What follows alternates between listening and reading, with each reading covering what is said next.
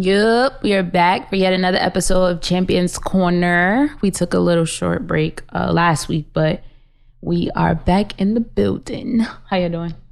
Man, I'm chilling, man. I was actually gonna bring that up too. I'm not gonna, cause I was driving over and I'm like, damn, yo, like for us to be co-hosts and for us to be here every week, like we don't be asking each other how our weekends went, like what's going on. Like, we just go straight. Yeah, we just go straight into it. So my weekend was pretty well. I had a little barbecue situation or whatever, real lit. How was y'all weekends, man? Mine was alright. My baby turned 1 on Monday. Congratulations on that. I've been a mommy for a year. How does it feel? It was emotional. Aww. Yeah. I was thinking to myself, I remember I was wilding around campus. Yes, you was. I seen you. But yeah. You made it. One whole year. That year went by quick too. Like it worked. It definitely did. That's a fact. Prince, your weekend? Cool. It was chill. I ain't really do nothing. Chill, work, sleep. I don't do much. How was it at the club? I know you be at the club every Friday, DJing. Same thing. It was like, I'm not gonna lie. It was like, because like the game was on. So, right. Yeah, it was a decent night, but I was just chilling. Do people actually watch the game like while you're... I broke people. like they come there, they'll sit there and they'll be like... and there'll be a girl that dancing in front of them, they'll be like... I was like, yo, come on, bro, don't do that. Because it was like, I don't know, don't come to the club, you ain't got at least like $40 to spare. I agree. Like... Yo, what is going on with all these people dying in foreign countries? Like Dominican Republic. DR is off the list. I've already been. I'm going to DR like July 4th weekend. Well, we're gonna have to bring some sage in to make sure that Prince. I'm gonna be back. I'm gonna be back. Like, I don't care if I come back with a half a shirt. It's like, I'm gonna be back. Like, no way. No, I was seeing a lady was saying she went to the bar and she noticed she was drinking bleach. Like they poured bleach in her cup and she started getting sick. Like, first of all, I feel like you should be able to smell the bleach. Yeah, bleach a little bit. Bleach is strong. She's probably just in the club is like lit. Yeah, but my whole thing is like, I'm not saying the resorts, but at the same time, like I'm not saying I don't trust the resorts, but at the same time, like, I don't really trust the resorts because it's kind of like they have more information than like a regular hotel would. You get what I'm saying? Like they know how much money you coming there spending. They know you pretty much coming there with like. You get what I'm saying? You're kind of stuck there. Like, if you book at like the villas and the stuff like that, it's like you're literally your own house, your own thing. You can everything is yourself, right? You get what I'm saying? So, and then when you have like a driver or whatever, you pay them for the weekend or whatever, they take you to wherever you're going. It's like, all right, boom. Say your driver take you somewhere you don't need to be. I got my Spanish homie who speaks 100% fluent Spanish. I'm pretty sure he don't want to die either. So whenever he hears some fishy stuff, just hit the door and I'm rolling. Like, and most of the time, them things be in cahoots. You feel what I'm saying? Like the resorts and the drivers, they be in cahoots. Like, so it's just a whole big thing. And I was reading something about how like places like that, especially Dominican Republic, like a lot of people make their living off of like tourists. So like this is kind of just gonna kill their economy and et cetera, et cetera. And it kind of hit home because I'm Haitian, so we share an island, right? And it hasn't been like the best, like kind of how do you say partnership between the two countries because like they always beefing. And I've always heard stories like this, like when I heard it actually come to like the internet and the news and stuff, like it didn't even surprise me at all because I've been hearing stories like that ever since I was a kid. So. Like everything is just dangerous, and like there's not just I'm not just gonna single out Dominican Republic. Like everywhere is like that. Some places more than others, of course, but like just the lady was drinking bleach. Like the couple that was found dead in a hotel room or whatever the case may be. Like it's one just big mess up. I just hope everybody's safe. And you gotta have a little poker. I don't care nobody say wherever you go. You better have a little. Drake said he keep the blade when he go to check a shit. So I'm saying, and it's terrible that. On vacation, we got to be on our PC. And the biggest thing, they shot Big Papi David Ortiz. I was just about to bring that up, bro. David Ortiz, he like the president. Yes, he's in like intensive care. Nah, he good. He said he's good. The dude that shot him is in intensive care. Really? Yeah, but they say supposedly it's supposed to be a cop. They say he was paid by a drug lord, supposedly, allegedly, by a cop. Yeah. To like do that because he's supposed to be sleeping with his wife. Yeah, that's what they said. The Young and the Restless. But she said, "What in the Young and the Restless?" Like I was upset. Yo, that's crazy. Yeah, but that's mad crazy. But it's like at the end of the day, I feel like you gotta do it smart. When you do it, you got like my father. He goes to Dominican Republic a lot, so he has like his whole little setup. So I'm going through him. Like my friend told me, I'm like, yo, I'm gonna go, but I'm only going through my dad's setup. Cause I don't trust nobody. You feel me? I'm pretty sure my dad's not gonna have me go out there and get robbed. Right. You get what I'm saying? It's like, it's just like I mad as hell. Like, goddamn, pops, the fuck? What's this about? But it's like, you get what I'm saying? It's like you gotta go out there with a trusted setup. My biggest thing is I refuse to let any situation that happens in the world make me be scared to travel. You get what I'm saying? So I was like, nah, that's a dub. I don't know. I'm so 50-50. It is a 50-50 kind of thing. Like I have my little cousin, she's half Dominican, half Haitian. Her mom's Haitian, her dad's Dominican. So she split time between both the countries. So like it's just rough for situations like that. Like how am I gonna tell her not to go home? Yeah. You feel what I'm saying? How am I gonna tell her, yo, you can't go to your house in the Dominican Republic because you know it's dangerous over there? Like, but I think we have to start getting out of the mentality that it won't happen to us, because it can. Most of these people that go to those countries, they think that nothing's going to happen to them. But then it's like, what makes you so different when you go there? These people don't know you. Yeah, that's a big fact. But the same thing, it's like the way I see it is like the same thing can happen to you in downtown North. It could. So it's just like I did see that. I seen a post. Somebody was like, "You can't be scared to go to DR." I can know it. Yeah, that's a fact. Like, you know how many times like at one point probably in like 2016, 2015, I was going to a couple parties in like Patterson area, and they would be like, "Bruh, like I had to get the homies like, all right, we gonna head to the car a little bit early." But you go to those nights, so you go to North and Irvington to relax. Like you going to DR to relax. That's what I'm saying. That's why it's so different. You see that post on Twitter? They be like, it'd be like Camden, New Jersey. There's like a nice blue island and shit like that. It's like, but it's like at the end of the day, it's like it is nice spots in North. I think it's like Forest Hills, North, New Jersey, or something like that. It's nice as hell. But it's like they got nice spots, but it's like, hey man, I don't want to go on vacation. Every place got hoods. Yeah. Every place got hoods. I don't want to go on vacation and have to watch my back like I'm in the hood. You feel what I'm saying? At least if you go to North or Irvington, I know I need to watch my back. Like, but this is the thing. This is why I feel like everything got hoods is because like everybody got hoods, but all the hoods don't look the same. That's the biggest thing. I went to LA. I was in the hood and then it looked like the hood because it looked nice as hell. Like palm trees and everything is nice, and I'm just like, oh, but then you see like people walking and it's like, oh, he dressed in all red. I'm like, oh, I'm in like LA. Like I'm gonna go this way. But it's like, I don't know. In DR it's the same thing. It's just nice gotta be careful. Vibes, listen, I'm just trying to go to an island that's off the grid where there's no danger. Wherever Russell Simmons is at, I'm trying to go there. I think it's in like Bali or something. Is it stay in Puerto Rico where it's still America and they'll bring you home? I went to Puerto Rico twice. It's very beautiful. You enjoyed it? Yes, I want to go back. Just because, again, it's still part of the U.S. It's not too far away from home. Mm-hmm. It was very relaxing. I just got tired of eating mango. Like, I feel like that's all they had was some damn mango. I don't even know what that is, honestly. Me either. It's like it was like a potato-y kind of. No. I don't know, but I got tired of eating it. Everywhere I go, it was like, you want mango? I'm like, it's like mofongo. Yes. What's like mofongo? Right. I'm very cultured. You feel me? I'm very cultured. You feel me? I'm very cultured. You know what it was. Yo, that's funny, but there's a couple places on my list. For the past week, we weren't here last week, so we didn't get a chance to touch on it, but everyone has been talking about the Netflix series When They See Us. Mm-hmm. I hope you watched it. Yeah. Oh, all right. People coming at me like I'm just like the uncultured one. I was like, y'all ain't watch All American. It was just me and Focus. Like I'm just an N-word. No, but I want to touch a little bit on it because I'm glad that the Central Park 5 is getting the recognition that the story needs.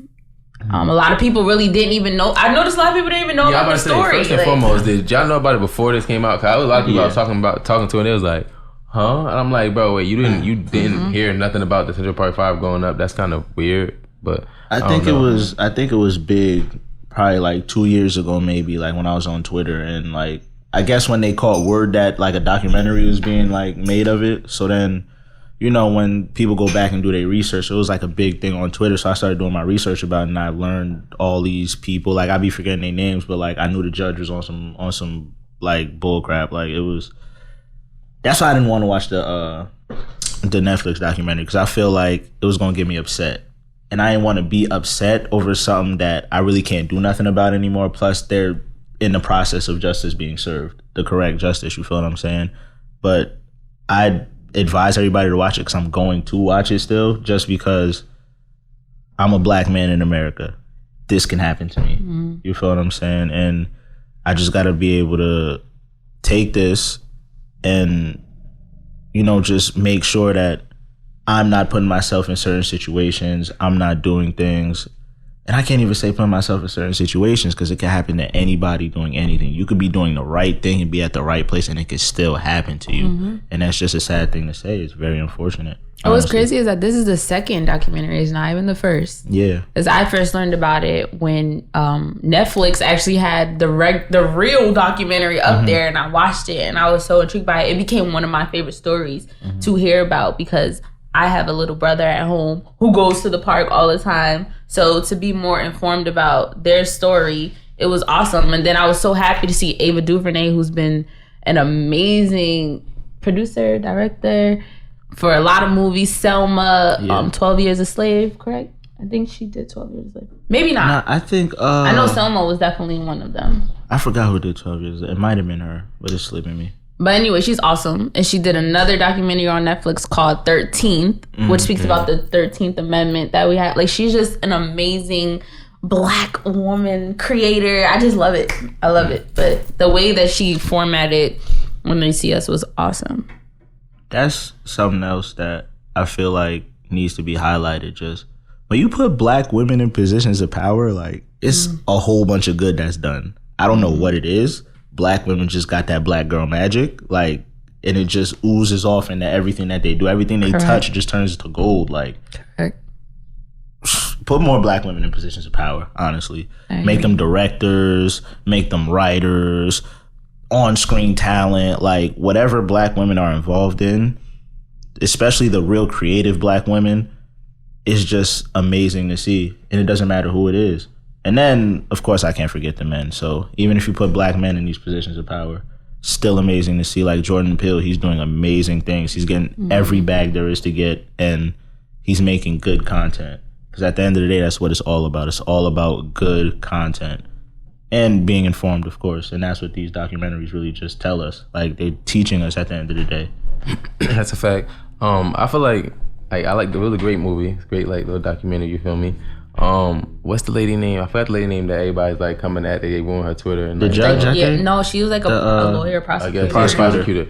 But my thing is, why isn't people coming at the lawyer lady, the judge, the cops, the like the lot of all the other people that was involved? You get what I'm saying? Like, there's a whole lot of other people involved, not just that one lady. Yes, she pushed the case, but there was a whole lot of other people involved that pretty much forced them kids down. Maybe because they were kind of under her umbrella. That's what it kind of seemed like. She was like... Still, but that lead lawyer, she could have easily dropped, like, yo, this is against my morals, I'm out. And she knew. That was what made me so mad. She knew. She knew. That's what I'm saying. Like, I feel like she should be one of the main people catching that backlash because it's like, yo, you knew more than anybody because she was telling you, like, look, all right, this on you now. What you gonna do? You gonna win the case?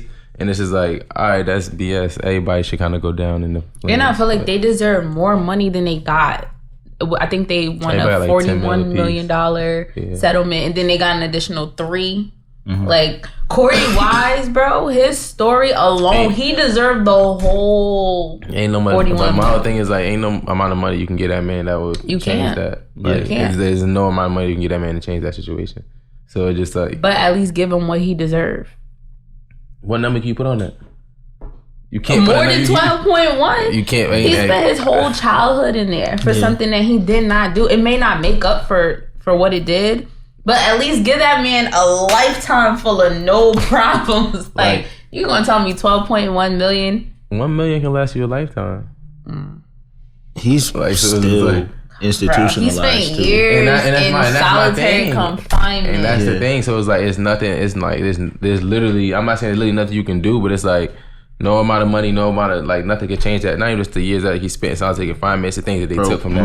We're not asking to change, though. We're not asking for us to try to change the fact of what he went through. I'm just saying, make sure he good for life. Yeah. Like, he deserves that. If nothing else, with 12, make sure that man is with good 12, he should be good for life. That's what I'm saying. With 12, 13 million, you gotta be a different dude to blow through 12. Like, as a regular dude, I seen something on TV. It was a couple the other day that went through a $10.2 million fortune. Oh yeah, but a lot of times that happens because my mom told me this, like, back in the day. It was just like, if you can't spend, like, if you can't manage $100, you can't manage 1,000. If you can't manage 1,000, you can't manage 10,000. So it's just like, people get $1 million and they have the same mindset that they have with the budget that they was using before. So it's like, and most people live check to check, so that means spend till it's gone. So when you get that $1 million, it's like, all right, I'm gonna spend it till it's gone. And then when it's damn near gone, you looking at like, oh shit, my taxes is gone. That's why that's why people be tripping when they taxes like be gone. Cause it's like, nah, bro, you take your taxes and flip it, you a smart man. But it's like if you go shopping and all that other stuff, it depends on what you're doing. That's why I be looking at people who be having like settlements and they don't have the money now. Like men who be talking to you like, yeah, back then I had. And I just be looking at them like, back then I had. Do you have this money now? I know a lot of people. I know a lot of people who had like those settlements or situations, period, who came into money. And this is like, they be into the wrong things at the wrong time. But it's like, but at the same time, I can't judge nobody's life. So it's like, I don't know. If that's yes, what I can. Into. Come on, yes, bro. I can. If that's I what can you definitely into, judge. that's what you into. I can judge somebody's life from right here, from where I'm sitting. Like if you blow through 15 million, I'm judging you 1,000%. But at the same time, it's like you don't.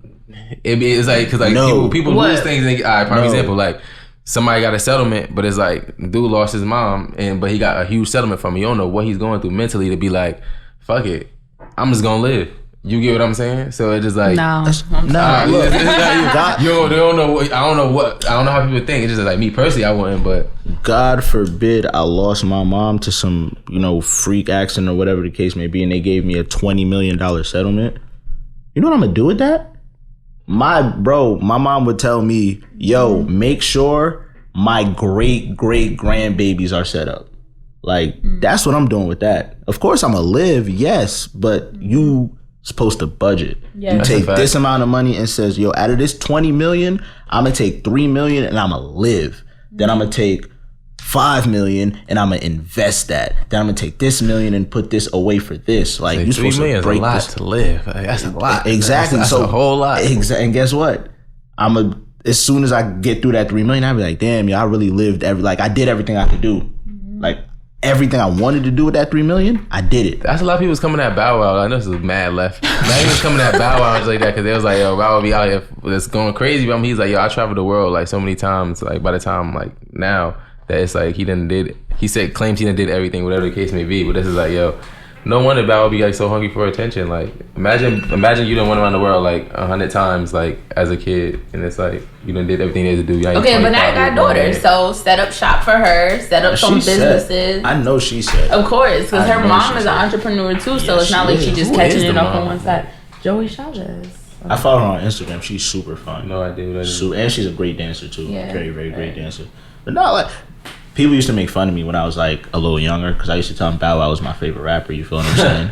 Now Bow Wow had some hits. You feel me? Like people don't know Bow Wow sold out Madison Square Garden as a kid. Mm-hmm. Like you feel me? But neither here nor there. Bow Wow made me want to have a daughter so bad too. Like their relationship is cute. The way he interact with his daughter, and it's been like that too. But now that it's on the forefront, it really made me want to have a daughter. But it's like I want to have a daughter, but I want to have a daughter like second. Yeah, I want boy, girl, boy, and that's Listen, y'all don't get to pick, okay? Yes, I do. You do not get to pick. I'm just gonna mentally be thinking it when you in there. Like I'm just gonna speak to God. That yo, Lord, listen, this is my plan. You feel me? Now, if you would make this plan happen, thank you.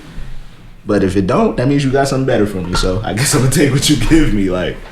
So I want to ask y'all. That we were talking about like the when they see us topic. Has you guys as parents ever came to you and had like that conversation, like what to do when you get stopped by the cops or all the time? Yep. But I feel like my conversation was different. I feel like the way my parents raised me was real different. My parents made me very aware.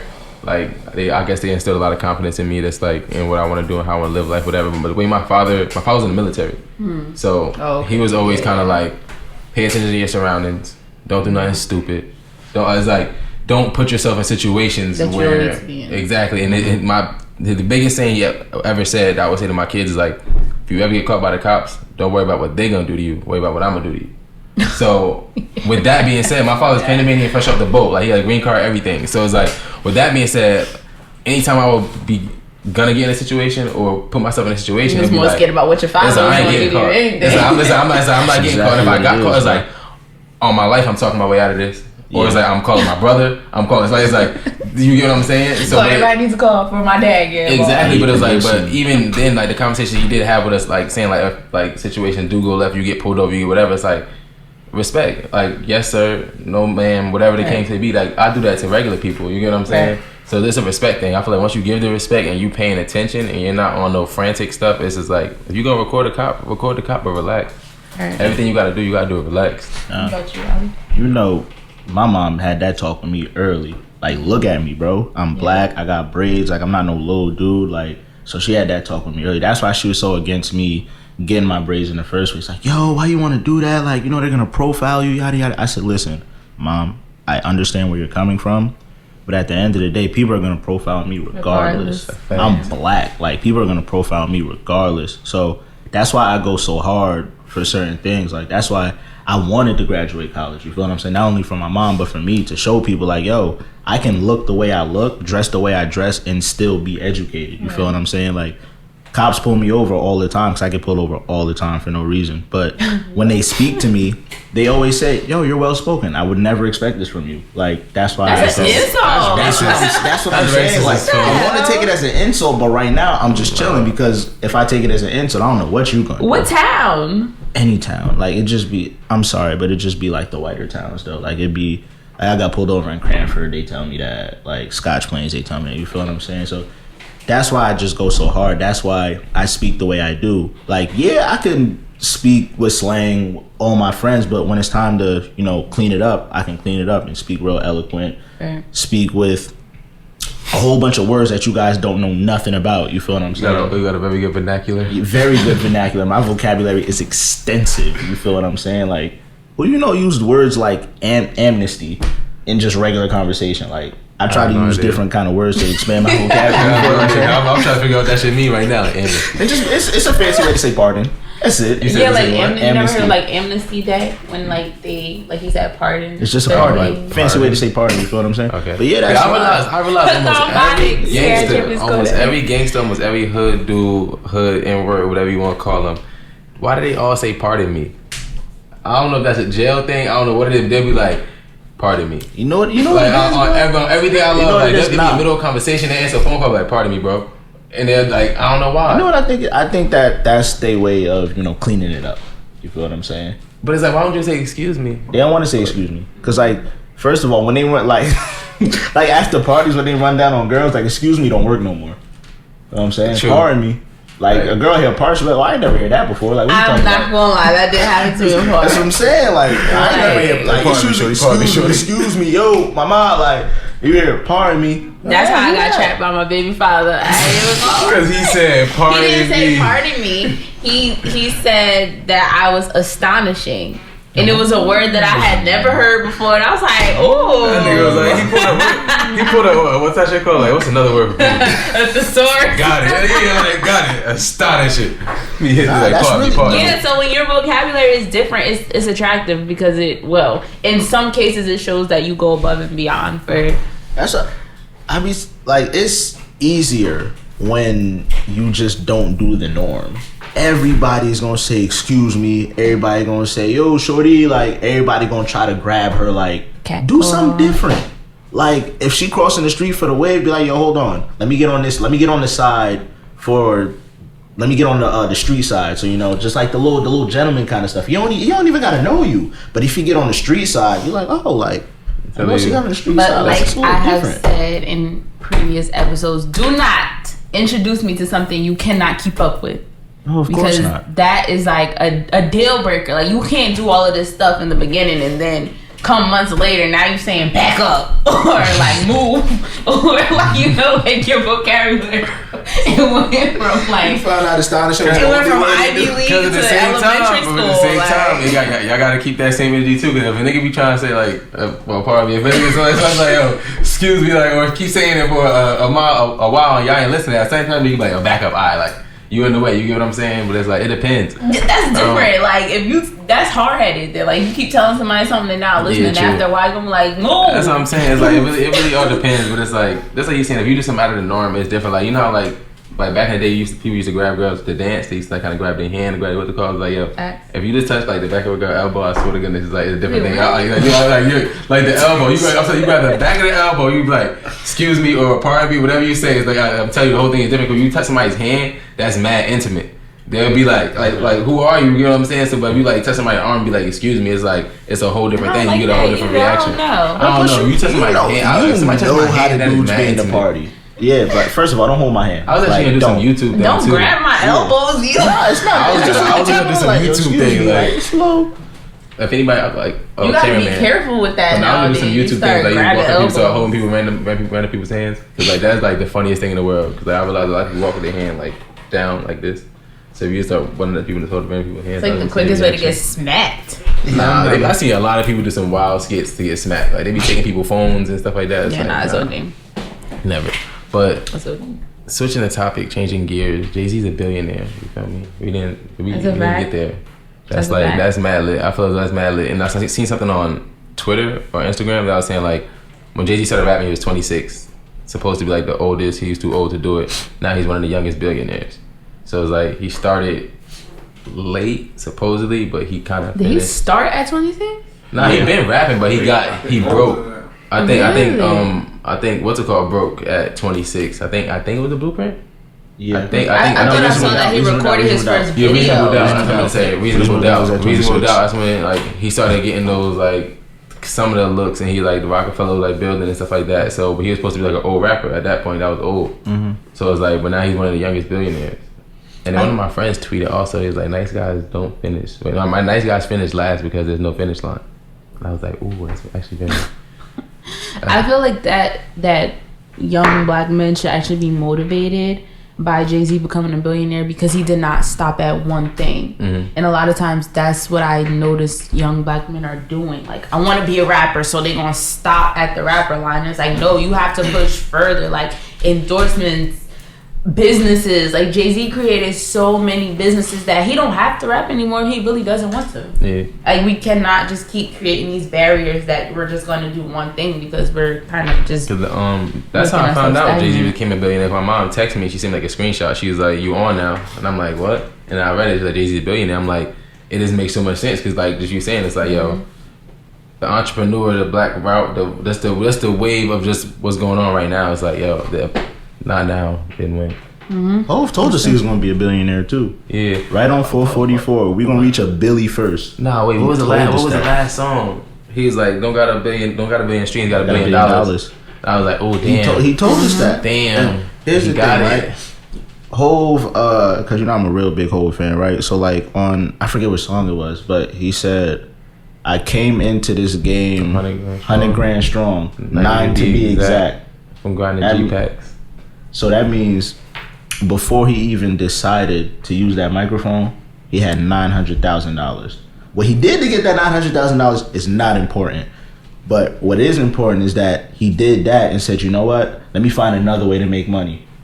Started rapping. When he was rapping, he said, yo, let me find another way to make money. Rockefeller. Yo, you know what? Let me find another way to make money. Rock Nation. You know what? Let me find another way to make money. And he came with a whole bunch of liquor endorsements. Like, he's been doing liquor endorsements. He got Tidal, Rock Nation Sports. Like, he didn't just stop at, yo, all right, let me just get one. Let me just get two. Let me just get three. No, he's ever changing. He's going to continue to do this till the day he dies. He's going to do it. Like, it is never too late to get into something new. JayZ just got into art probably a couple years ago. I was trying to tell N-words that art is the wave. Like, I'm dead serious. Like, I was trying to tell people that art is the wave. But that's a movement you can't really force everybody on. Nah, I don't care what nobody say. Yes, it is. If you got some bread and it's like just sitting there, it's like I know people who buy like shoes. I actually bought like a grill the other day, but it's like you can melt it down, whatever, keep switching it up or keep it. You get what I'm saying? But it's like you can buy stuff that has value. Like, you can buy a painting and then let that junk sit. Like, JayZ said he bought a painting for Blue Ivy that was worth $2, now it's worth $8. Mm-hmm. You get what I'm saying? But if it's not art, it could be wine. People age wine. It could be cars. It could be dolls. It could be whatever it is. There's things out there that can gradually progress in how much it's worth. Exactly. That's why Future bought his son a Rolex. As long as he ain't busted down, then we're good. That's a fact. That's a fact. As long as he ain't busted down, then we good. Correction, no one was upset that Future bought his 5-year-old son a Rolex. That wasn't even part of, if I can recall, that was not part of the conversation. Yeah, you just felt that, he was I was like, I ain't buying my son a Rolex. But, I ain't buying my son a Rolex. But anyway, I would say it's lit out here for black people, black entrepreneurs. Just any entrepreneurs, period, honestly. Yeah, for real. And I must step in for the females. Also, the woman that JayZ has behind him is not just a lacquer either. Oh no, so, she's on her way to a Billy too. Rihanna's on her way. Beyonce and Rihanna is on their way to a Billy. Within the next 10 days. But JayZ and Beyonce together aren't they worth $1 billion? They was already worth $1 billion. They was worth it. They was already worth $1 billion. Now JayZ got his own Billy. You feel me? Like, hey B, stop playing with me. You gotta be in your name, but I gotta be in my bank. Stop playing with me. Where you going? Yeah, what you think they arguments be like? Them arguments gotta be intense. I don't care what nobody said. You arguing with Beyonce. Exactly. They probably using words that we don't even know. What does it get any better? What does it get any better? It's like, no. Them arguments is intense. I really think it just be one-sided arguments too, because like JayZ the coolest cat. Yeah, he don't seem like JayZ just chilling. You feel me? JayZ got hair now, so he just JayZ is sad, right? Laid back chilling. Yeah, I think he's sad. JayZ be soft. I guarantee you, JayZ probably low key soft. JayZ like, B, stop playing. Where you going? She probably do that little fake walkout. JayZ like, act like he ain't gonna leave, and JayZ do that little light jog down the steps. Like, no, nah. JayZ. When you have that much money, what we arguing about? The dumb stuff. Why you talking to the owner? That simple. You see she was mad. Like, why you talking to the owner that long? I wanted to talk about that too, bro. First of all, the Beehive is crazy. Beehive don't come from me because I love y'all. I'm a part of the Beehive. But I don't know why Beyonce faking the funk like that. Like, come on. Did she say anything about it? Yeah, she released a statement. She actually released a statement in the nicest way. Her statement was pretty much saying like, yo, like, relax. Like, it's not that. But it's like any female can look, and any male who's been in a relationship with the female can look and be like, oh, shorty's annoyed. She's uncomfortable. It was like, she may not be annoyed with the conversation. She might be annoyed like, why are you talking across me? Exactly. I know a lot of females like that I deal with, and they be like, it'd be a conversation like that. I was like, yo, let's go talk to her. And they'd be like, not like on some funny stuff, but they'd be like, yo, don't talk across me, don't be rude. Like, yo, you want to get what I'm saying? I can't forget JayZ on Rocco Wear. Yeah. And he sold that for $204 million. True. Bag talk. True. I'm telling you, don't forget he owned 40/40. And that's my thing. He did own 40/40. He still do. He still do own 40/40. And man, that's my thing. It's like the conversations probably be different. That's when them arguments probably be a little bit different. So just like, don't invest your money in this. Invest your money in this. And then same time, and now he got that B behind his name. So it's like, he probably get them different type of stares. Yeah. And females gonna be females. Like, I don't care what nobody says. Like, every relationship is the same.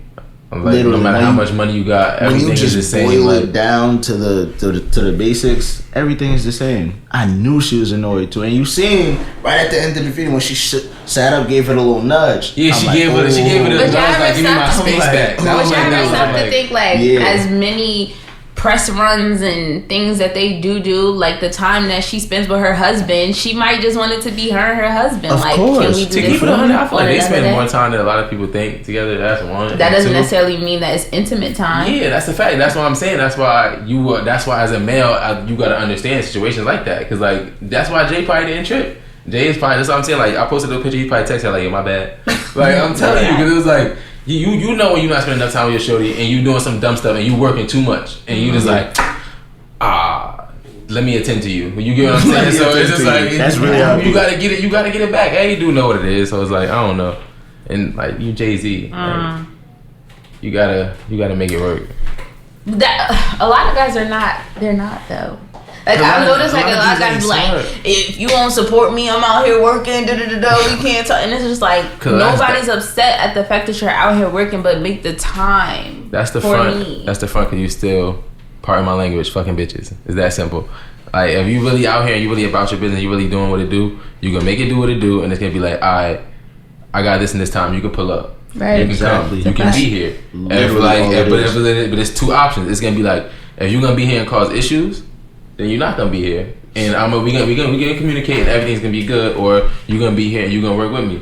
Like, it gotta work hand in hand. Like, it gotta be that simple. The work with me idea. I feel like more men should include their females or significant others in whatever it is that they're doing, because a lot of times there's a lot of females out here who don't know exactly what it is that they want to do. But they gotta get in where they fit in. That's the big. I don't care what nobody. So introduce her to something new. Show her something she might want to get into. I like this. Like back when I was intern, I used to have to do all them blog posts every weekend. Like shorty be like, yo, like I miss you. I'm like, all right, bet this is what we gonna do. I'm gonna pull up to your crib, but I have to get these articles off. So what I'm gonna do, I'm gonna bring the laptop. You feel me? I'm gonna get busy on these articles. You feel what I'm saying? You can help me if you want. I'm gonna show you how you can help me. And then when I'm done, it's gonna be us. You feel me? It's just you gotta sacrifice something. You feel what I'm saying? That's a fact. As a dude, you show shorty that way, and they be like, all right, and then they realize it actually work, and they be like, oh wow. Yeah, like I don't as a dude, you got as a dude, you gotta sacrifice something. You gotta sacrifice, you feel me, time from work. You gotta sacrifice your sleep. Like you gotta sacrifice the little bit of free time that you do have, the free time that you want to chill with your boy. You gotta sacrifice something to make sure that she good. That's a fact. You know what I'm saying? That's what you gotta do. That's a fact. And yeah, you're gonna be upset about it, but when you see how happy it make her, you're gonna be like, all right, it was worth it. Like, so, it was worth it. Do you feel as though it's possible to be a successful entrepreneur on the rise and be in a relationship and have a healthy, successful relationship? Yeah.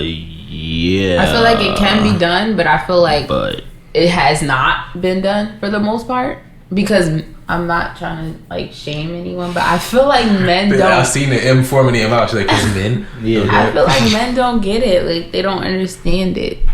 They don't you feel as though men understand what? I feel like they think, let me get on first, and then I'm gonna come back and I'm gonna take care of you. And I don't think that's the way it should work. Like I want to see your progress. I want to, first of all, I want to see your progress to know if this is something that I can deal with and I can handle, and make sure that you as a man are not changing. Because it's easy for you to change in the process, and you may change into somebody that I don't like.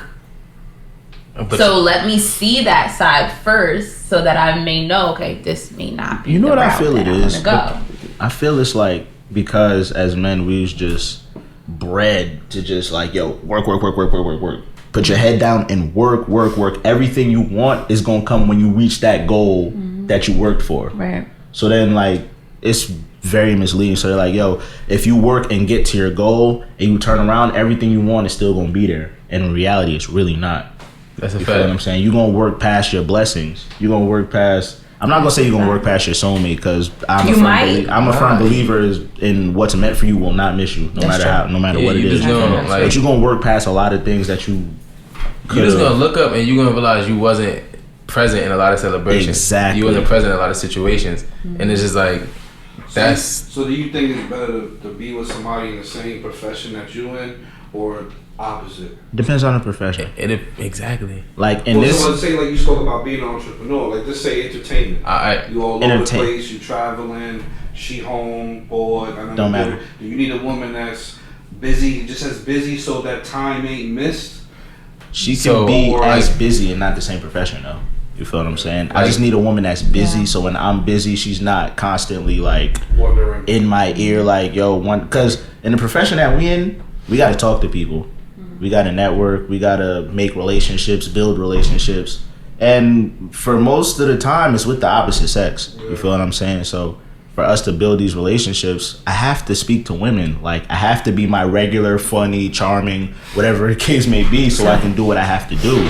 You feel what I'm saying? I used to believe that. I used to believe like rappers should be with someone in their field, but then I started to notice that you might need someone to mellow you out a little bit. So the opposite person can say like, I don't think you should do it. This, looking from the outside looking in, they may be able to help you with your career rather than someone who's in the same field. They're going to think exactly like you. Exactly. That's a fact. Like speaking from like past relationships, it's like I was with like an artist, so she would like I do media and stuff. So it was like I can pull up do media stuff. You can network. You get what I'm saying? Like I'll do clothing. So it was like you can either model or you can be here and just be the female in the room to dictate what's going on. Because like me personally, it's like when I work with other females, it's like I don't want to be the guy to be like, do this and do that. It's like, I'd rather have a lead female in the room to be like, this is how this is gonna go. You get what I'm saying? So if you're gonna be my shorty, you can be that girl to be like, y'all gonna do this, that, and the third. So like, it's never no conflict in no situation. Like you can make it work, but you gotta find what's it called. And if she's busy,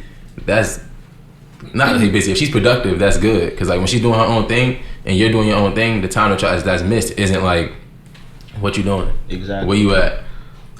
You said you was doing this. You said you're gonna be done for an hour. You get what I'm saying? It's like, you in the studio.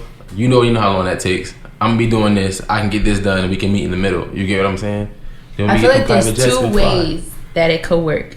It could work if you guys are trying to build a specific empire together, like the Carters. They are the Carters, you know? Like, that's their together empire. And I feel like it could work if one of you doesn't mind playing the background. Like, I'll be the artist, and then you'll be the PR. You don't mind getting all the spotlight. And this the change that I feel like you talking about. Because at the end of the day, JayZ said it the best. It's like, I ain't do all this to stay the same. Like, at the end of the day, you're going to do this, you're going to change. At the end of the day, whether I put Shorty first, Shorty put me first, whoever's playing the back, whoever's playing the front and driving the boat, their ego is going to get big at some point in time. But who's the front when we're talking about JayZ and Beyonce? You're going to say JayZ because he has $1 billion? No, Beyonce playing the front right now. If y'all don't realize, Beyonce been playing the front for the past like 3-4 years. I disagree. I feel like they're equal. Beyonce, we only hear about JayZ when he's dropping music or just this $1 billion. That's what I'm saying. JayZ don't be here. JayZ, when that whole homecoming thing dropped, JayZ didn't. He hadn't tweeted mad long. But he tweeted was equal. Like, Beyonce, they are equal, but JayZ's playing the back. JayZ's playing the back where he's not taking no light away from Beyonce. He's actually dimming his light to make sure she's shining brighter. I disagree. I feel like they're equal because I feel like in the same token, JayZ. Have you seen My Next Guest Needs No Introduction? No, not exactly on Netflix. That didn't come out too long ago. That was not that long ago. But if you think JayZ, but I'm saying if you think JayZ not poking his, if you think JayZ is poking his chest out right now, I did not say that. I just said I feel like they're equal. But Beyonce, I'm just saying the way Beyonce is like she's shitting right now, the way she's doing her thing, like he just came out and tweeted like Beyonce's the best performer of all time. That's it. Like, that's great, but that does not mean they're not equal. I'm not saying they're not equal, but they are very much equal. But at the same time, it's like at certain point in time, you're gonna have to take that back seat. Put it this way. I don't feel like that's a back seat though. Put it this way, right? It's not a back seat from the way we're looking at it. You know, they're both super successful. They both got mad bread. But like, when you're in that arena, JayZ is noticeably taking a back seat only because like whatever news that happens with JayZ, you rarely ever hear about it. You feel what I'm saying? Like, he did the deal with Puma. Yeah, you heard about it, but it wasn't like, yo, this extravagant thing. Then Puma started signing a whole bunch of basketball players. And they're like, oh, that's the JayZ effect. But it, like, JayZ's not coming out and telling people, yo, I'm doing this. Yo, he's not promoting anything that he's doing. This is what I'm saying. He'll promote Beyonce before he promotes himself. This is the simplest thing. You feel me? So what about Beyonce, the meetings that JayZ's been having to try to help the crime reform and things like that? Like, that's not taking a back seat. He might not be in the spotlight, but it's all taking place. But that's what I'm saying right now. Like, he's not. When I say taking a back seat, I put it like this: he's taking a back seat to the spotlight. Yes. Because at the end of the day, JayZ did not announce not one pregnancy. He let Beyonce hold all of that light. I agree. That's what I'm saying. Like, you got people who out here that they be like, I'm having a baby. They wasn't called like, their girl didn't even announce it yet. They ain't do like, it's like, you get what I'm saying? Like, he's letting Beyonce have like all the light. See how Trey Songz revealed his baby. That's smart. You get what I'm saying? And that's what I mean. Like, as an entrepreneur, but at the end of the day, they have two separate careers, and we are aware of that. I'm speaking of like the Carter movement. I don't feel like there's a backseat. Even on the Run tour, we know most people go there to see Beyonce, but they make it a together thing, no matter what. You gotta realize it's been the Carter movement. Been the Carter movement since what's that song?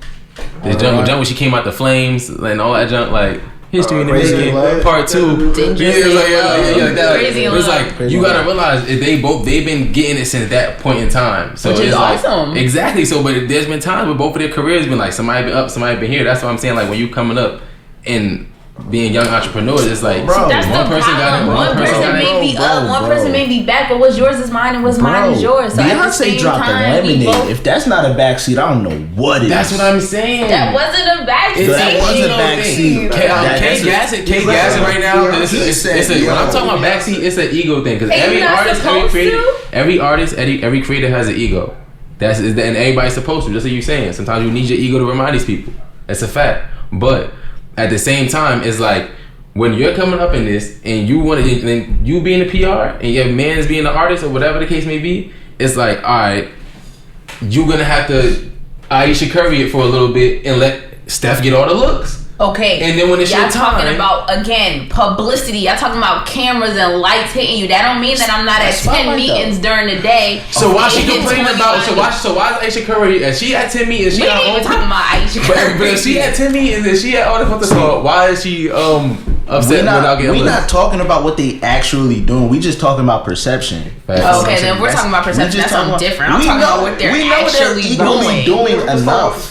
You feel me? That's all about the spotlight. Beyonce will always have more spotlight than JayZ. That will never change. You feel what I'm saying? Woman. Just because of, not even just because she's a woman, but just she's because of a man. A female that everyone looks up to, so we have to expect just that. because of the man that JayZ is, like, JayZ won't only give her the spotlight. He'll be the one shining the light. You feel what I'm saying? Like, that's the type of person he is. That's why I don't feel like it's a backseat. That's why I wouldn't call it a backseat. It's a backseat, but he sees the vision and he's helping the vision. And that's what I'm saying. The reason why I'm calling it a backseat, because it's a backseat. Because you're not in the front. That's why it's the backseat. That's what I'm saying. It's just like I'm saying. It's like, yo, he's letting her drive. He's holding the directions. At some point in time, they might switch. But at the end of the day, it's like, yo, if she has a vision, he's trusting her vision to be like, all right, this is what you got going, go. And he could have heard Lemonade. You know he heard Lemonade first. He could have heard that shit and be like, I don't feel like that was something that Beyonce came up with that he didn't okay. That's what I'm saying. But he could have easily been like, this ain't dropping. You kicking my back in. I felt like it was on some beat. This shit about to make us some bread. Let's get this shit moving. That's not a backseat to me. You pushing it. You pushing it with me. Okay, if you talk about cheating on the album, that is a major backseat. I'm in the trunk. What you talking about? I'm in the trunk. You talking about I'm cheating? You might not even be in the whip at this point. Not when she took you back.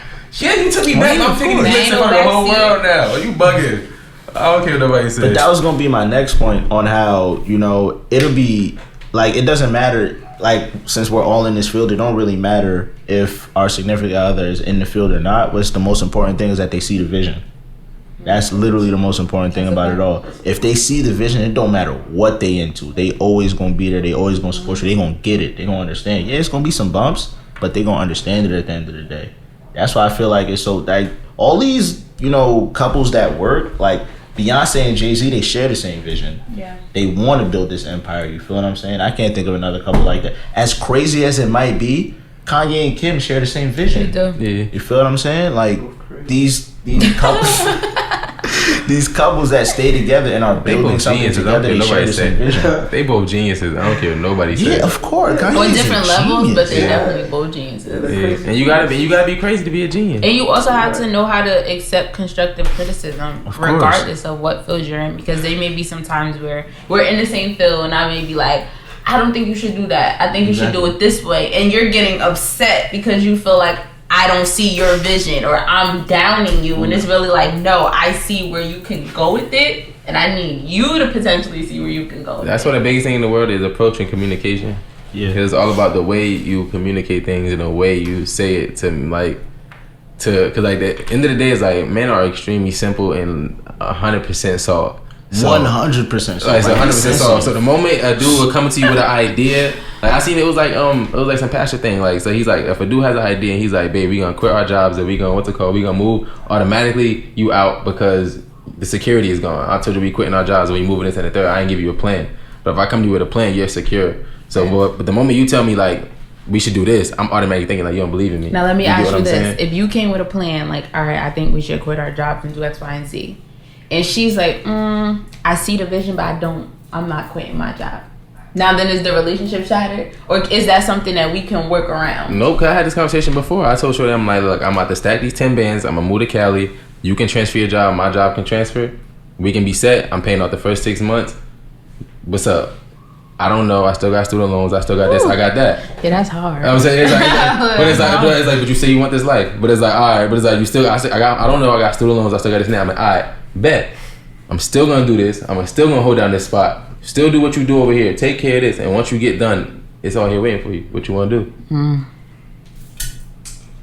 What she said. All right. Look, what she said. We'll find out what to call. We'll find out when I go to Cali. We'll find exactly.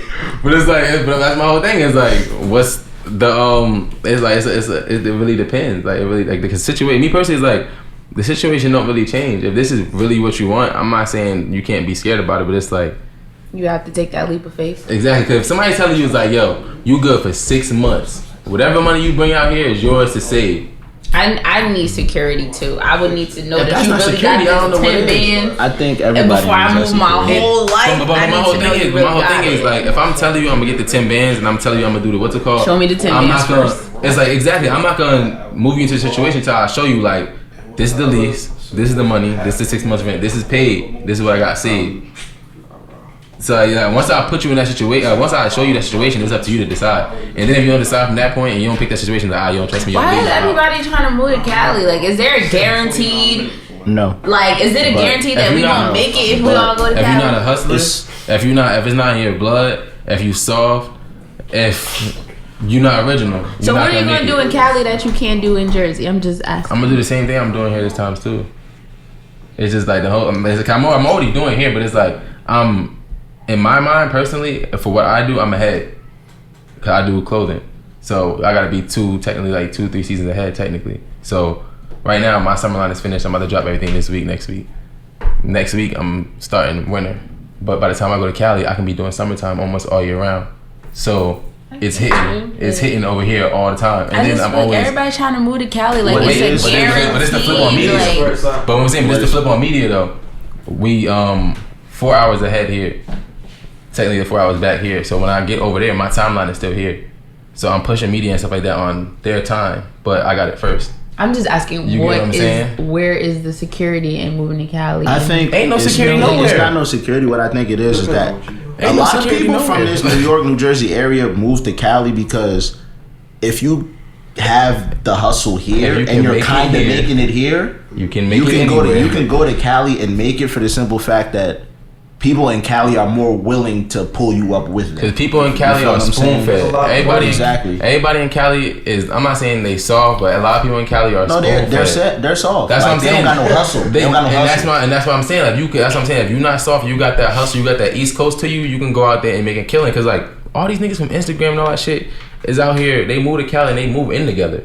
They don't know each other. They move to Cali and they move in together. They get these little Instagram houses and then they make their YouTube videos and they grind it out. Sound like Taz agents to me. That's why I'm tripped out on the fact that I'm not saying Shiggy should have been bounced to Cali, but it's like Shiggy be going back and forth to Cali and he be bitching on Instagram. It's like, bro, you should have been bounced to Cali and been in these niggas' movies, been in these people's faces. This is what you want. You got to be in it. You get what I'm saying? I'm 50-50 with it. I'm telling you, because it's not that easy either. It is. You rubbing shoulders with different people. It's that simple. He's living off of styling King Cameron. That's all he does.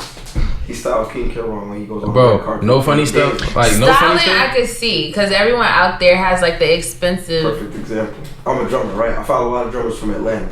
They all moved to LA and now they're all on tour with big artists. Whether it's international or. My friend offered me a spot to sleep on his couch or what's it called. One of my other homies who like lived in New York slept on his couch for a minute. You can check his Instagram. He's popping right now. One of the biggest LA Spanish artists right now. What you think, Focus? I'm moving to Cali. I feel like you up and leaving. Focus know he want to put LRM Network in Cali. It's the way. I'm getting my own shit. That's a fact. But Cali is the way for you to have your own space. Like I feel like this is saying like the same way you feel like you gotta. I'm not saying like.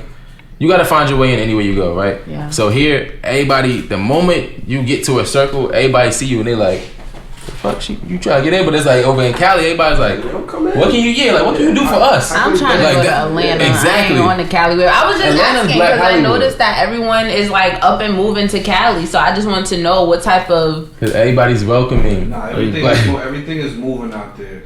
Listen, it's like New York times 2. It's New York on weed, and when people smoke weed, they nicer. They want to have conversations and they want to build on certain things. Everybody over here is the concrete jungle. Everybody's mad as hell. Diet be right too. Vegans, they do vegan and do coke. I be trying to tell people. They don't be serving that bullshit.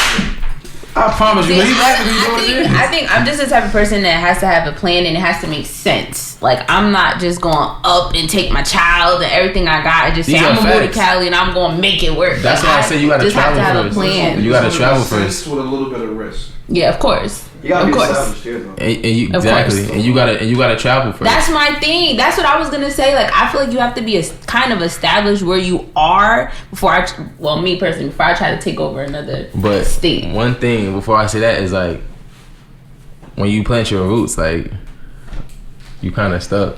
I'm not saying you kind of stuck, but you kind of stuck. True. It depending on what you're doing and how you're doing it. It's like, why can't I plant roots everywhere I go? But my whole thing is like, I can't plant one in Cali, one in Atlanta, one in And that's my thing. It's like, yo, you are a media personnel. You are like, you the wave, right? You might as well follow it. You can literally be at Rolling Loud. You can be here. You can be out. I just want to know what y'all seen in Cali, because I noticed everyone I don't see nothing in Cali. is taking this leap of faith and just moving. Me personally, I'm the dude that's like, yo, I'm trying to make it here.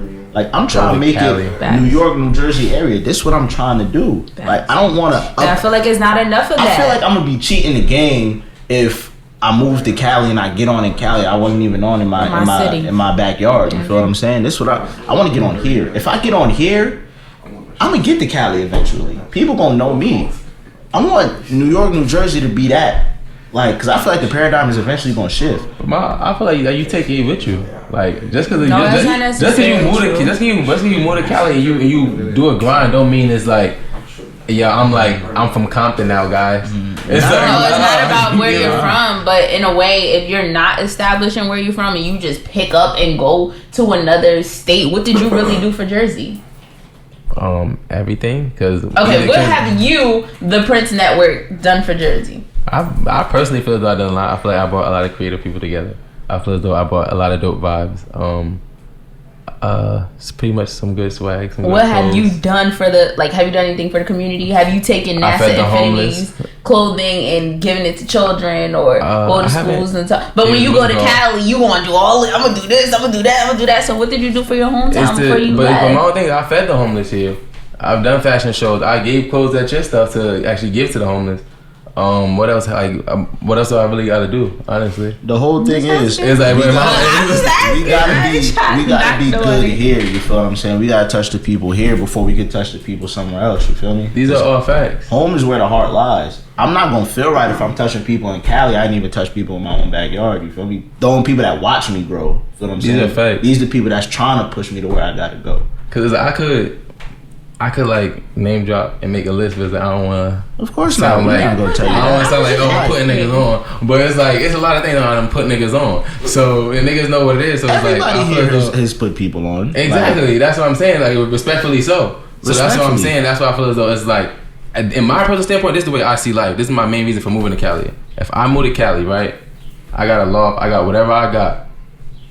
You want to travel. You got an event, what's it called? You got opportunity. A lot of people don't go places because they don't have opportunity. They don't have a place to stay. They don't have any type of setup. They don't have any type of connections. That's okay. When you broaden your network, you can travel wherever you want to go. You get what I'm saying? Like, so if I stay in Cali, or if I got a connection in Cali or in Atlanta, I can go in Cali and Atlanta whenever I want to. So it literally broadens the horizon. So anybody who wants to come from Jersey to come to LA and have a vibe, come fuck with a Jersey nigga. It's a saying that I like, right? We'll read it to you. They say, don't cancel your business because your friends and family don't support you. The world is full of strangers rooting for you. So that's like a motivation, that's give you some motivation to like, don't be afraid to leave where you grew up at. Of course. To go build something somewhere else, because the truth is that it be people you just meet today that'll help you out more than somebody that you knew. Which is sad. Which is very sad. I think everyone experienced that at some point. These are all facts. But I still feel like I want to touch where I'm from. Because at the end of the day, if you leave right now, Kayy, if you leave right now, Kayy, can't nobody front and be like, yo, can't do nothing for Jersey. Like, that's what I'm saying. I personally feel the same way about me and my team. If anybody leave right now, they try, I ain't do nothing for the what's it called? It's like, I can really start dropping shit, but it's like, what's the point? At the end of the day, it's like I feel like I can do more outside of the city than I can do it in. Cause like once I can bring it, cause my biggest thing was like, prime example, I don't know if you know like Flame Mafia and all them, like the little homies I used to hang out with. But it's like first thing I ever did was the dopest thing I ever did was I drove and I took like 5 kids from high school to Texas. They artists. They've been to South by Southwest for the first time ever. Them niggas was tripping because they seen cows. You get what I'm saying? So it's like when you can bring people outside of their own home base and you can bring people around the world, it kind of brings like a different light to everything to be like, yo, you don't gotta be in North. You don't have to be stagnant. Definitely not. Yeah. But like Ali was saying, I just feel like you should definitely. I don't think I'll ever forget about Jersey. Oh, no, I don't think you can. No, there's a lot of people that do. People get up and leave and act like they was never from here. I think when you do that, you was never from here. Like, because anybody who really did that, they wasn't really from here. Like Skinny from the 9. I tell people all the time, I'm trying to build a house here. I'm trying to raise a family here. Like, I want to buy property in Newark. I want to buy so much property in Newark. It don't make no sense. Like Newark is a gold mine, but people don't realize that. Of course, but now you just letting the little white people get to it, and for now, yeah. Why are we always so focused on the hood though?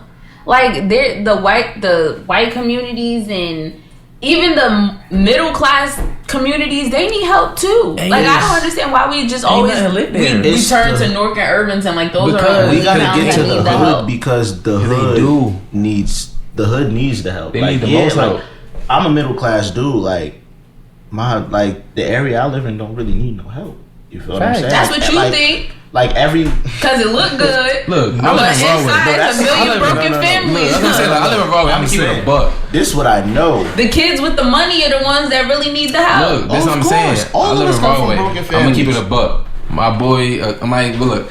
But a lot of people out in Broadway, they be dying from overdoses and shit like that. It be white people, whatever the case may be. But Newark, I used to go to school in Newark on Patchon Avenue.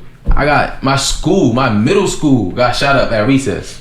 Those kids need help more than anything. I'm not saying I don't care about Johnny mom who overdosed. I'm not saying that. But at the end of the day, it's like, yo, Johnny's school ain't get shot up. They're not necessarily they're not necessarily overdosing. What about mental health issues? Like, of course, like all of these are very, very big issues. But at the end of the day, I don't want to say it's a pecking order, but it's almost like a pecking order. We got to get to Newark first. We got to get to the severely, very dangerous areas, the red areas that like I could walk outside and I can die. What are we going to do? We have to take care of that first. First things first is I was telling to my boy, you take all these people out of these little communities, little project buildings, move them to some hotels for a little while, knock that junk down, rebuild it, redesign it, whatever. Because first things first, you walk into a building and it smells like piss in the hallway, you automatically don't respect nothing going on in there no more. Now you pissing in the hallway. If you walk into that building and the hallway actually smells clean, it smells like something that you can take care of, you're going to take care of it. So even if you walk into the Section 8 buildings and they got nice floors like this, it's like your mom's going to be like, take care of it, versus if she sees a roach running across the floor. You get what I'm saying? If you redesign those and you gentrify your own areas and move your own people back in there, it forces people to take care of stuff and take care of themselves. I'm not saying let's not help the hood. I'm saying let's take action to help everyone, because it starts there. It starts in the hood. We work so much on, like, we spend so much time on trying to help the hood that we forget about the other people and the other children who are suffering from other things. We not forgetting about, because like I said again, I'm middle class. Like, I know everything the middle class people do. You feel what I'm saying? I got family members that have mental health issues, but at the end of the day, us being middle class, we are within arm's reach from these resources. We can go grab these resources if we want. People in North can't grab these resources. What do they do? They take your money and they act like they care about what you're talking about. First of all, one of my friends, she became a therapist. They get a bag. That's one. They gotta go to a good therapist. But I don't care nobody say therapist. It's like they talk to you without judgment. I'd rather talk to my grandma. And even that's a lot. Your grandma might be judging you. She might be like, girl, she be talking like. So sometimes you need that though. But honestly, I've always told people, not only just therapy is probably one of the most underrated things anybody can do. I haven't been to therapy. I want to go to therapy so bad. I want to go to therapy so bad, but I want to find a therapist that's, one, not gonna cut my pockets, and two, actually understand me and understand what I'm going through. You feel what I'm saying? I don't think I could sit across from a white therapist. I get a black therapist. The black therapist, I feel would understand me more. You feel what I'm saying? I feel like I get better therapy from people that I can relate to. Like the other day, me and Focus was on the phone and we were talking about Champions Corner and the idea and the vision. And I'm not gonna lie, I thought about that conversation for 2 to 3 days. Because he could relate to me. He runs a business. He was able to share insight. Somebody that's sitting on a couch may not be able to give me that. That's what I'm saying. I don't feel like I want to sit on a couch. Of course, I'm not about to go get therapy about my business from a therapist. You feel what I'm saying? But for stuff that I'm dealing with in my personal life, the demons that I got inside of me that I have to deal with, that I don't tell nobody, that I want to, I need help with this. Talk about a close friend. But look, this is what you saw. They're too close. But you know what I'm saying? They gonna start looking at it from my perspective. But this is what we just solve, like what you were just saying with the hood and the middle class. Is like just you saying like you can easily reach out to focus a man who has business and stuff like that. That's not an arm's reach for somebody who's coming from the hood. Who we can just reach to another black man has successful businesses. You get what I'm saying? Okay, I just said business because that happened to be what we were talking about. But I'm pretty sure had it been, I called him to say, yo, I'm going through something. I need some advice. I already know what type of person that he is, so I know what to expect from his conversation. But it's like, how many people in Newark, let me say how many people in Newark, because some people do, some people don't, but how many like hood dudes you know can really call somebody and be like, and call one of their homies and be like, bro, I'm going through something. They might not want to call. The ones that they should talk to, they don't want to call because they don't want to hear what they have to say. And that's what I witnessed a lot about guys from the hood. They want to hear something from people who going to tell them what they're doing is correct. Tell them to fuck shit. That's they don't want to hear from people that's going to really tell them. People, period. A lot of people, period, want to hear that. A lot of people, period, want to be told, like, what's right is, like, what they doing is right. And then when they do hear it, it's like, whatever. But I'm that tough friend, though. That's me. Like, don't come to me if you're not trying to hear what it is. I'm possibly the best worst friend you can have. So it's just like I'm gonna tell you exactly what it is. What y'all think about, speaking about business, what y'all think about code switching? You heard that before? No. What's code switching? Like you know, what Facebook doing and stuff? As you know, we're black individuals, we have our own language, but then when you get around white people, somebody else, your whole dialect change. Okay, depends on circumstances and situations, but at the same time, I also don't fuck with it. My Spanish is up there, but it's like when I be going to Cali, it's like I'm saying, when I go to Cali, my boy, he's a lit DJ in Cali. He's an artist, lit DJ in Cali. They speak Spanish, so that we be doing whatever, we be chilling, whatever, and we be having a conversation. I don't care about who it is. I be around Haitian people, whatever. When people switch it up on me and they start speaking different languages, I'll be like, hold up, like we were just speaking English, what's going on? Or when people use like maybe not language but demeanor. You talking about slang? Demeanor. I'm talking about just the perspective of just speaking well. Like when you with your friends, you like, what up, my nigga? Then you went to a white person, you're like, hello.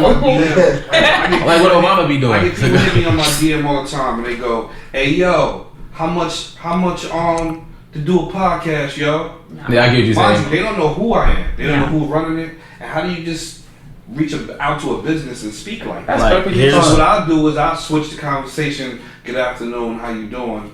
We do have available space. And then they'll either keep on speaking like that, but very few would change their way of speaking, and they'll be like, "Oh shit, yeah, you're right." You know what I mean? I do that purposely. I mean, I could talk to you and say, "Hey, yo," too, but you know, I feel like everybody does code switch. It just matters who you code switch for. Like I do code switching all the time, but I'm not going.